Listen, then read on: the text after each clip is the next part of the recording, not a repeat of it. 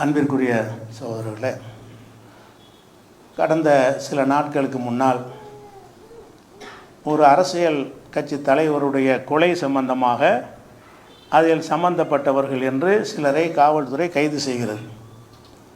கைது செய்து வைத்திருந்தவர்களில் ஒரு ஆளை என்கவுண்டர் மூலமாக நினைச்சிட்டாங்க, காவல்துறை சுட்டு கொண்டுட்டாங்க. அதில் சம்மந்தப்பட்டவராக இருக்கக்கூடிய ஒரு ஆளை கொண்டுட்டாங்க. போலீஸ் கஸ்டடியில் இருக்கக்கூடிய ஒரு ஆள் அவரை தப்பிச்சு போகும்போது நாங்கள் என்ன செஞ்சோம், விரட்டி சென்று சுட்டு கொண்டுறோம்னு சொல்கிறாங்க. இந்த என்கவுண்டருங்கிறதே எல்லாருக்குமே தெரியும், நாட்டு மக்களுக்கும் தெரியும், பத்திரிகையாளர்களுக்கு தெரியும், உலக மக்களுக்கும் தெரியும். இது ஒரு செட்டிங் பொய், இப்படியெல்லாம் நடக்காது. போலீஸார் என்கவுண்டர்னு சொல்கிறாங்கல்ல, யாரை போட்டுத்தல் நினைக்கிறாங்களோ அதுக்கு இந்த என்கவுண்டருங்கிற வார்த்தையை போட்டுருவாங்க. என்னென்னு கேட்டால், எங்களை தற்காப்புக்காக வேண்டி அவங்க எங்கள் துப்பாக்கி பறித்து அவர் எங்களை கொல்ல முயற்சி பண்ணினார், நாங்கள் திருப்பி சுட்டுட்டோம் அப்படிங்கிறதுக்கு பேர் தான் என்கவுண்டர்னு வச்சுருக்கிறாங்க. அது அந்த மாதிரி சம்பவம் நடக்கிறதுக்கு தான் இதை செய்கிறாங்களா? நான் இல்லை. ஏன்னா காவல்துறையினர் இந்த ரவுடிகளை மிரட்டும் போது என்ன செய்வாங்க, என்கவுண்டரில் போட்டுருவாங்க. அப்படின்னா என்ன அர்த்தம், அவன் தாக்க வந்தால் தானே கொள்ளணும், அதுக்கு பேர் தானே என்கவுண்டர் இருக்கிறீங்க.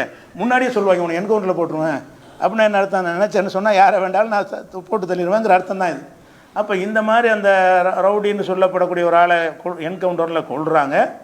இது மக்கள் மத்தியில் வரவேற்கத்தக்கதாக இருக்கிறது. இந்த செயல் மக்கள் மத்தியில் வரவேற்கத்தக்க ஒரு விஷயமாக இருக்கிறது. ஏன் வரவேற்கிறாங்கன்னு கேட்டால், இவரே இப்படி பண்ணிகிட்டு இருக்காங்க, கொலை பண்ணிகிட்டு இருக்கிறாங்க, இதான் சரி, கோர்ட்டுக்கு போணுச்சுன்னா இவங்கெல்லாம் இந்த 30-40 வருஷம் ஆகும், நடக்குமா அப்படிங்கிறதுனால இதுதான் சரிங்கிற ஒரு அளவில் மக்கள் மனசில் இருக்கிறது. ஆனால் அதில் முக்கியமான ஒரு அடிப்படையை கவனிக்க வேண்டும். இந்த வாசலை நம்ம திறந்தால் யாரை தண்டிப்பதாக இருந்தாலும் சந்தேகத்துக்கு இடமில்லாமல் குற்றத்தை நிரூபிக்கணும். அதுக்கு நீதிமன்றம் இருக்குது, நிரூபிக்கிறதுக்கு என்ன இருக்குது, நீதிமன்றங்கள் இருக்குது.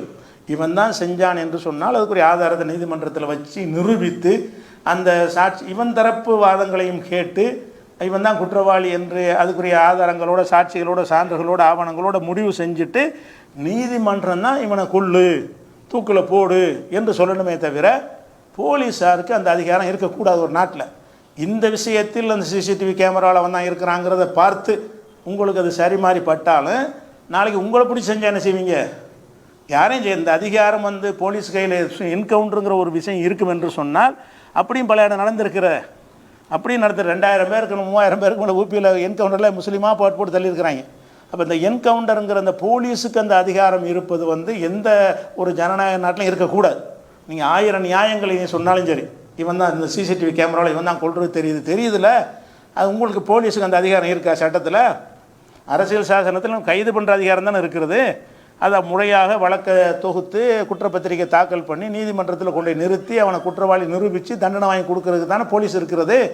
போலீஸை எடுத்துக்கிட்டு இந்த மாதிரி பண்ணாங்கன்னு சொன்னால் அப்போ அப்பாவிகளையும் அவங்க அந்த போலீஸார் சுட்டுக் கொள்வதற்கான வாசல் திறக்கப்படுகிறது. இதை சின்ன விஷயமாக எடுத்துக்கொண்டு இருந்தோம் என்று சொன்னால் யாரை வேண்டாம் பிடிக்காத என்ன செய்வாங்க, எங்களை தாக்க வந்தான் கொண்டுட்டோன்றுவாங்க. இவர் நிறைய தமிழகத்தில் நடந்திருக்குது. இதே தமிழகத்திலையும் நிறைய விஷயங்கள் பொய்யான அப்பாவிகள் மீது இந்த மாதிரி எங்களை தாக்க வந்தாங்க அப்படின்னு சொல்லி நடக்கக்கூடிய ஒரு நெத்தியில் ஒரு பிளாஸ்திரி ஒட்டிக்கிடுவாங்க. போலீஸ் அடித்ததுக்குண்டு ஒரு பிளாஸ்திரி ஒட்டிட வேண்டியதான், கையில் ஒரு கட்டு ஒன்று போட்டுக்கிற வேண்டியது. இந்த தாக்கப்பட்ட போலீஸும் காயத்தெல்லாம் காட்ட மாட்டாங்க, ஒரு பேண்டேஜை போட்டு விட்டு இந்த போலீஸை தாக்கின காயம்னு பாருங்கன்னு ஆஸ்பத்திரியில் படுக்க வச்சு நாங்கள் அதனால தான் கொன்றோன்னு சொல்லி இப்படிலாம் இந்த நாடகம் போலீஸுக்கு நடத்துகிற பெரிய விஷயம் கிடையாது. அப்போ இந்த என்ன ஒரு காரணத்துக்காக வேண்டி இது சரியில்லை.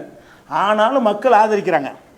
மக்கள்கிட்ட என்ன நினைக்கிதுன்னா, இதுதான் சரி, மிச்சம் உள்ளவங்களும் அந்த மாதிரி போடுங்கன்னு என்ன செய்கிறாங்க, முகநூல்களில் பதிவு போடுறாங்க, பேசுகிறாங்க. பொதுமக்கள் விஷயத்தில் இது வரவேற்பு இருக்கிறது. எதனால் இந்த வரவேற்பு இருக்கிறது, இதை கவனித்து எதனால் இந்த இந்த இதை குறைக்க முடியும் என்பது சிந்தித்து என்ன செய்யணும், சட்டங்கள் அமைக்கப்பட வேண்டும். என்ன சட்டம் கேட்டால், நீ கொலை செஞ்சுட்டான் ஒருத்தன், கோர்ட்டில் வழக்கு போடுறீங்க. வழக்கு போடும்போது தீர்ப்பு வர எவ்வளோ நாள் ஆகும்? அந்த வழக்கு விசாரணைக்கு எடுக்கிறதுக்கு என்னவாயிரம், போனோம் கோர்ட்டுக்கு போவோம், 15 நாள் கழிச்சுவா, போவோம் 15 நாள் கழிச்சுவா, போவோம் 15 நாள். இப்போ ஒரு விசாரணை இருக்காது, 15 நாள் கழிச்சிட்டு வாங்குறதுக்கு தான் கோர்ட்டுக்கு போகிறது. கொலை செஞ்சாலும் குடி நிப்பாட்டுவாங்க, நீதிபதி என்ன செய்வார், 22ஆம் தேதி போ, போய் நிப்பாட்டுவாங்க, 32ஆம் தேதி போ, இப்படின்னு தேதியை சொல்லிட்டு தான் நடக்கும். அது 3 வருஷம் ஓடும். அதுக்கப்புறம் அந்த சீரியல் படி வழக்கை எடுப்பார். எடுத்து விசாரித்து தீர்ப்பளிக்கிறதுக்கு எவ்வளோ நாளம்னா அது ஒரு 5 வருஷம் ஆயிரும். ஒரு பெரிய கொலை வழக்காக இருந்தால் கூட அதை தீர்ப்பு அளித்து முடிப்பதற்கு 2 5 வருஷம் 10 வருஷம் 20 வருஷம்லாம் ஆயிடுது. அப்போ இவ்வளோ வருஷங்கள் ஆகும் பொழுது அந்த சாட்சிகள் நிறைய பேர் செத்து போயிடுவான். குற்றத்தை நிரூபிக்கிற அந்த சாட்சியத்தை வச்சு நிரூபிக்கணும். அந்த சாட்சிகள் நிறைய பேர் செத்துருவான். அந்த வழக்கு நடத்தின அதிகாரி 10 அதிகாரி மாறி இருப்பான். இன்றைக்கி ஒரு இன்ஸ்பெக்டர் நடத்திக்கிட்டு இருப்பார், அடுத்த வருஷம் வேறு இடத்துல ட்ரான்ஸ்ஃபர் பண்ணிடுவாங்க. புதுசாக வர்றவனுக்கு அந்த வழக்கு எதுவுமே தெரியாது, அவன் ரஜினிருந்து ஆரம்பிப்பான். அவன் சில கோட்டை விட்டுருவான், சம்பவத்தை ஒழுங்காக விலைக்கு சொல்ல முடியாது. அவன் நடத்திக்கிட்டு பாதி வழக்கு வரும்போது அவனை மாற்றி விட்ருவாங்க, வேற ஒரு அதிகாரி வருவான். அது மாதிரி என்ன ஒன்று கேட்டால், அது மாதிரி அந்த சாட்சி சொல்லணுன்ற எப்போ வரும்னு கேட்டால், அந்த கோபம் இருக்கும்போது மக்கள் உண்மையை சொல்லுவாங்க, ஆறி போச்சுன்னு சொல்ல வர மாட்டாங்க. அப்போ இந்த தீர்ப்பு வழங்குவதற்கு கொலைன்னா 1 மாதத்தில் தீர்ப்பளிக்கணும்னு மட்டும் சட்டம் இருந்தால் இதெல்லாம் நடக்காது. கொலையாளிகள் சட்டப்படி தண்டிக்கப்பட்டுருவாங்க. ஏன் இதை மக்கள் விரும்புகிறாங்கன்னு கேட்டால், சட்டப்படி தண்டிக்க முடியலை. சட்டம் குற்றவாளிகளை தண்டிக்கக்கூடிய வகையில் இல்லாமல் திரும்ப திரும்ப செய்கிறான். ஏன்னு கேட்டால், கொலை செய்யறான், தப்பிச்சுட்டு வந்துடுறான். ஏன்னு கேட்டால், அந்த இடைவெளியில் மக்கள் மறந்துடுறாங்க, அவன் மிரட்டி மக்களை சாட்சி சொல்கிறவங்களை இது பண்ணிடுறான், அதிகாரிகளும் மாறி போயிடுறாங்க.